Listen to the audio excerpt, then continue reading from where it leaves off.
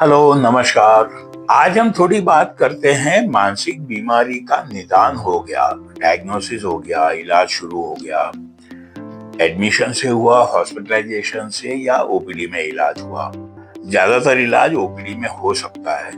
तो एक सबसे अच्छी खबर यह है कि साइकेट्री या मेंटल हेल्थ प्रॉब्लम्स के लिए दाखिले की एडमिशन की जरूरत बहुत कम मात्रा में पड़ती है। जहाँ जरूरी है वहाँ दाखिला करना चाहिए, एडमिट रह के इलाज करवा के फिर हम घर वापस आए। इसके जो कानूनी और सामाजिक पहलू हैं वो एक और है, वो बात कभी कर लेंगे। लेकिन मोटे तौर पे बाकी स्वास्थ्य समस्याओं की तरह, हेल्थ प्रॉब्लम्स की तरह साइकियाट्री और मेंटल हेल्थ प्रॉब्लम्स का भी इलाज ओपीडी से आसानी से किया जा सकता है और किया जा रहा है, सरकारी क्षेत्र में, प्राइवेट सेक्टर में। तो सबसे पहले बात यही है, समझे कि इलाज करवाना डरने की बात नहीं है कि जाके हमें दाखिल कर देंगे। पहली बात, ओपीडी से इलाज हो सकता है, अगर एडमिशन जरूरी हो तो उसको स्वीकार करें। दूसरी महत्व की बात ये समझने लायक है कि इलाज के दौरान व्यक्ति विशेष जिसको समस्या है, मरीज, पेशेंट, उसका तो इलाज हो ही रहा है, लेकिन जो परिवार और मित्रगण है उनका भी इन्वॉल्वमेंट ट्रीटमेंट में बना रहना चाहिए। सबसे पहली बात, पेशेंट को, जिस व्यक्ति को समस्या है, उसको सपोर्ट, साइकोलॉजिकल और इमोशनल और सोशल सपोर्ट मिलता रहे परिवार से, मित्रों से। जहां तक हो सके नौकरी में और काम धंधे में कोई मुश्किल आनी नहीं चाहिए और वो भी लगातार कंटिन्यूस चलना चाहिए। मुद्दा ये है कि इलाज के दौरान ओपीडी या वार्ड में जहां तक हो सके रूटीन लाइफ में कोई डिसरप्शन ना हो या डिसरप्शन कम हो, ये हम सबका फर्ज रहेगा और वो इलाज को बेहतर करेगा।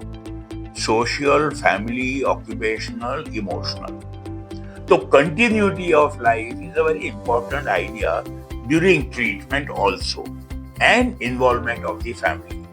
पहले की तरह जो पुराने मेंटल हॉस्पिटल का मॉडल था, जहां मरीज को रख दिया जाता था, वो अब नहीं फॉलो होता। किसी भी क्षेत्र में, किसी भी क्लिनिक में, हॉस्पिटल में डॉक्टर और टीम खुद चाहेगी कि परिवार इन्वॉल्व रहे ट्रीटमेंट के दौरान।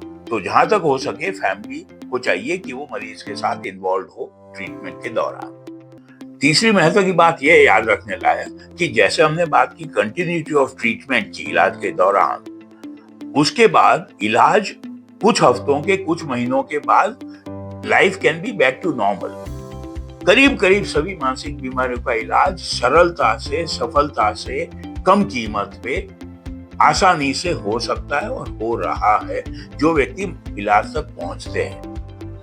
तो याद ये रखना है कि इलाज के दौरान कोई डिसरप्शन नहीं होना है।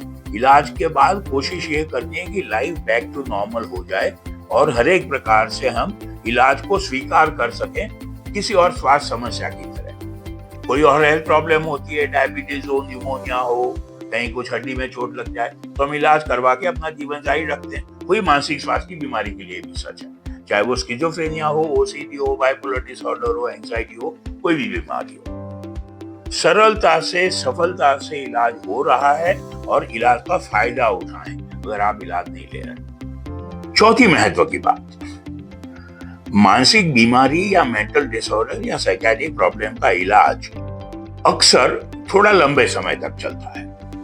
इसके बारे में बहुत गलतफहमियां समाज में हैं और बहुत सारे परिवार, बहुत सारे मरीज इसके कारण रिलैप्स कर जाते हैं। एक बार बीमारी हुई, इलाज करवाया हमने, फिर इलाज छोड़ दिया, फिर 1-2 साल के बाद फिर वही तकलीफ हो गई। तो ये जो रिलैप्स रिकरिंग साइकिल है, इसको कम किया जा सकता है अगर हम इतना ध्यान रखें कि डॉक्टर से और डॉक्टरी टीम से सलाह करके इलाज जारी रखना है जब तक डॉक्टर की सलाह ना हो बंद करने की। किसी भी स्वास्थ्य समस्या में, बहुत समय से मैं कहता रहा हूं बहुत सारे फोरम्स पे, इन्फेक्शंस और सर्जिकल प्रॉब्लम्स को छोड़ दें तो करीब करीब सभी स्वास्थ्य समस्याओं में जो पॉसिबल है वो ट्रीटमेंट है, क्योर नहीं हो पाता। बीमारी जड़ से हटा दी और फिर नहीं होगी, ये बहुत कम स्वास्थ्य समस्याओं में हो पाता है। Diabetes, blood pressure, bronchial asthma, rheumatoid arthritis, कोई भी बीमारी आप ले लें। तो बाकी शारीरिक बीमारियों की तरह मानसिक बीमारियों में भी लंबे अरसे का इलाज जरूरी है और इसको स्वीकार करें, इसको अपनाएं। लंबे अरसे का इलाज हम सुपरविजन में नहीं लेंगे तो रिलैप्स होता रहेगा, हमें खुद तकलीफ बढ़ती रहेगी।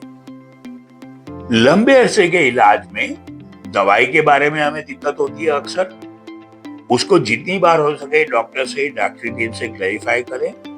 रिलैप्स या रिकरेंस ना हो, पहले जो तकलीफ हुई थी वो बार बार ना हो, इसके लिए क्या क्या किया जाए। सलाह करते रहें, दवाई अगर बताई जाती है तो दवाई लेते रहें, अपनी जीवन शैली सरल और सुखद रखें, हो सके इतना स्ट्रेस अवॉइड करें, स्लीप डिप्राइवेशन ना हो।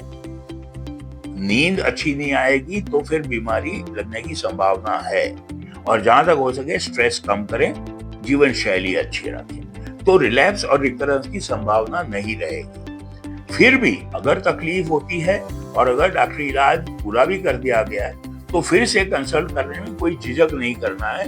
कुछ व्यक्तियों को लंबे अरसे की बीमारी रह सकती है, लंबे अरसे के इलाज की जरूरत रहती है।